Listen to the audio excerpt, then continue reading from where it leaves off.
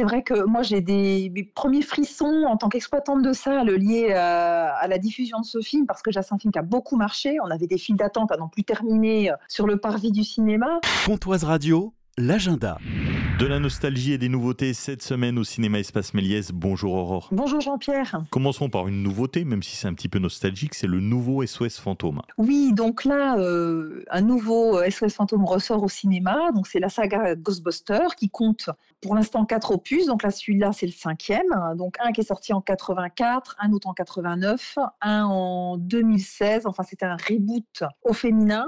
Et puis en 2021, il y a eu SOS Fantôme, l'héritage, qui était la suite du 2e volet qui se déroulait 30 ans après. Et puis donc là, on repart avec la menace fantôme. Donc on boude pas son plaisir de retrouver la plupart des acteurs des premiers volets. Ça, c'est toujours assez sympa. Et puis petite anecdote un petit peu rigolote au passage.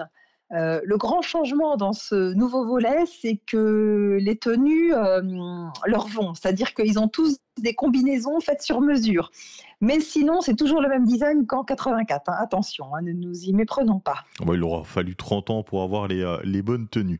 Un film culte pour fêter les 20 ans qui sera diffusé jeudi à 20h et dimanche à 14h30, Les Choristes. Oui, donc là, c'est un petit peu des séances en forme de clin d'œil pour nous au cinéma Espace Méliès, parce qu'on a ouvert la structure il y a 20 ans avec la sortie de ce film. Et donc là, il ressort en version restaurée, spéciale 20e anniversaire. Les choristes, vous connaissez tous l'histoire, mais on peut quand même rappeler en 2 mots ce que ça raconte. C'est l'histoire de Clément Mathieu, qui est professeur de musique, qui accepte un poste de surveillant dans un internat de rééducation pour mineurs. Lui, il va décider d'initier ses enfants difficiles à la musique et au chant. Et ça va petit à petit transformer leur quotidien et les amener vers plus de douceur et de poésie.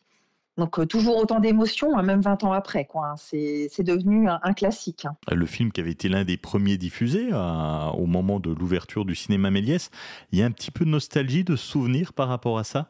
Complètement, oui. C'est vrai que moi j'ai mes premiers frissons en tant qu'exploitante de salle liés à la diffusion de ce film, parce que c'est un film qui a beaucoup marché. On avait des files d'attente à n'en plus terminer sur le parvis du cinéma, et puis aussi l'émotion des spectateurs, parce qu'ils ressortaient tous enchantés, émus, et il y a même certains spectateurs qui revenaient voir le film. Donc c'est vrai que c'est des moments qu'on n'oublie pas, surtout quand c'est les premières vraies émotions qu'on ressent en tant que directrice de cinéma. Une autre émotion, mais pour un duo mythique qui s'est formé sur ce film-là, Johnny Depp, Tim Burton, avec la projection d'Édouard aux mains d'argent, ça sera dimanche à 17h. Oui, tout à fait. Donc là, avec ce film, il s'agit de leur première collaboration. L'acteur Johnny Depp était connu à l'époque pour son rôle dans la série 21 Jump Street. Et Tim Burton lui propose là la tête d'affiche de son film. Et puis ensuite, s'en est suivi une liste de 6 autres films où ils ont tourné ensemble. Ed Wood notamment, il y a eu Sleepy Hollow un peu plus tard, ou alors Sweeney Todd. Là, Tim Burton, pour parler un peu plus du thème du film, il s'est servi de contes comme Frankenstein ou Pinocchio, par exemple, pour parler de l'histoire d'un être qui est rejeté par la société moderne parce qu'il ne rentre pas dans les critères imposés. Donc là, en l'occurrence, il s'agit d'Édouard, qui a des instruments tranchants en guise de doigts. Et Tim Burton, lui, il voulait à travers ce film donner une leçon de tolérance sur le respect des différences. Et c'est plutôt réussi parce que c'est devenu vraiment un classique du cinéma.